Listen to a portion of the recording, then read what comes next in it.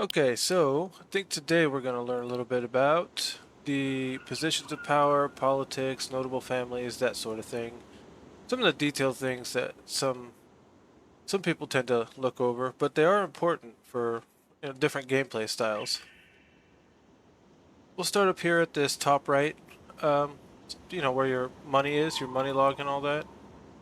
Up here, obviously you got your menu, and then we have this tab here that says notable families, and this will show you not just the richest, but the most active families. So this score here that you see isn't necessarily dependent on how much silver you have, although that does play a large part in it. But it also represents how much money you've spent. It's basically like a total score. I'm not entirely sure how it's calculated, but needless to say, the higher it is, the higher up your family goes. So my family is number one here. You can scroll down and see the other top richest, most notable, powerful families on the map. And this one's dead. And I think, yeah, Kircher family's dead. Because I killed that family off. But that's just kind of to give you an overview of where you stand with other notable families on the map. And then right next to it, we have our positions of power. This is where Saelig politics kind of comes into play. And it's a really good, just this first menu here is a really good overview of where each town on your map stands. Positions of power wise and how many civilians you have and all that. But on the top one is going to be the town that you live in. If you click on it, you've got Norbury positions of power. At the very top, you've got king. Now, obviously, you cannot become king because that's, historically, that's not how becoming king works. You don't start out at the bottom and work your way up to king. So as far as I know, that option will never be open. But then underneath it, you've got the elders, and these are the oldest people in your town, and they control the vote here. So positions of power, like town reeve or abbot. Town reeve would be the guard master or the guard captain, I suppose. Then your abbot's going to be the head of your church. Now those two positions you can apply for, and the elders will vote on it.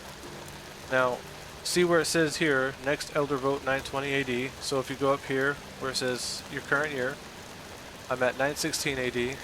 So if I apply for this, then in 920 AD, 4 years from now, they will vote on that position. Now, I'm not the only one that can apply for it. All the NPCs and the AI can apply for it as well. Nobody has an advantage except for your relationship status with the elders. So, click on an elder at 56. He's an acquaintance. Kate Fleta, 40, acquaintance. Acquaintance. And this guy is apparently in love with me. And you can tell by not just the relationship status points that you have when you hover over it, but like the color of it. So obviously red is going to be an enemy, blue is acquaintance, green, which I don't see a green here. If you see green, that's going to be friend. And pink is going to be they're in love with you or want to do you or whatever. And then you have over here your watchman. You can apply for this anytime. There's no vote for it. But if it's full, then obviously you can't apply for it. And with each of these positions comes like a daily tribute that you'll get at midnight. I think it's like 120 gold or silver for each one. But if you're the abbot of the church, obviously, because I'm currently the abbot of this church, you'll see early in the morning and late at night, you'll see a whole bunch of donations start coming in. If you have sermons or, I guess, yeah, scriptures used to conduct the sermon, you'll get tribute from the townspeople that go to church to get saved or blessed or whatever. And then obviously, you've got your money log here. This is your daily balance. This is how much money you've either gained or spent through the day, as opposed to how much. Well, this is it's a calculation of how much you made versus how much you've spent. So currently I'm in the hole for this day at 12,000. But once I hit midnight, that's going to renew. See here. Yeah, daily balance 120. I got my Abbott tribute, which I don't need. I'm rich. And then over here at the very top, you have your time.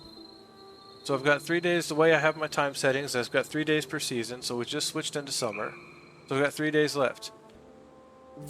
Now, if you're wondering how to figure out when you're going to change over to the next year or whatever, it depends on your time settings. So on the last day of was it fall?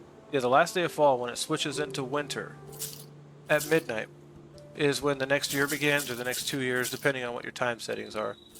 Now I have it set to 2 years every 4 seasons. So when this changes over to winter,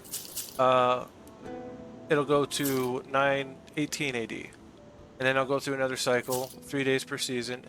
When it hits winter, it'll switch over to 920 AD, and then the new vote will happen. And then I'll either win election or lose election, which, based on my relationship status with these elders, I am going to lose the next election unless I can get that relationship status up with each one. I prefer to get that status up over 100. That puts you in the green. Doesn't always guarantee that you'll win, you know, because an NPC could have a higher relationship status with them than you do, no matter how high you get it. It's possible. But I generally try to go over 100 for at least for the elders. And another solution for the relationship statuses is with your longhouse. I actually did a stream about the longhouse and the alehouse and all that stuff. You have this option here to host a feast, and if you've got plenty of ale, vegetables, and meat, you can host a feast for 1 to 8 hours. And people from the town will all come to your feast, and they'll get food, drink, all for free, and you'll get a relationship bonus for each one that does. Do that long enough, and eventually you'll befriend the entire town. Yep, and then moving on over here, you see, you've got all your stats. You're warm. These are the stats of my current character. She's warm, tired. She's a Saxon, and it shows your buffs too. Over here, it shows your sleep and all that good stuff. But then over here on the left side, right next to your family and your character's portrait, you've got the wiki. I'm sure most of you watching this probably know what that button does. And then you got your relationships. This is an important tab to keep track of your enemies. Currently, I have no enemies because they've all died or they've all gone to my feasts and become my friends. So if you're looking for a specific person, this is the tab to do it. Or if you're looking for someone to marry or adopt, pretty much anybody you've ever interacted with shows up on this menu. Now the whole town won't show up on this menu, this is only displays people that your character has interacted with. Then we can move on to the last one, family tree. This is your family.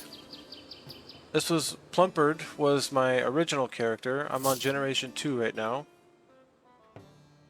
And that not showing up. I think it's bugged. I can't scroll. But yeah, at the top will be the original family members, and then for me, I'd be on this second list here somewhere. Let's see who. Oh yeah, okay, I do show up on the list. Just barely though, right here. And then the children underneath this row are going to be my current character's children. So you can keep track of them. And just so if anybody did not know this, there's a neat option you can do when you're trying to buy a building for somebody or just generally keep track of them. There's this option in their info panel when you click on them to track them, and then they show up right here, and you can click back on it whenever you want and untrack the person. Alright, have a great day.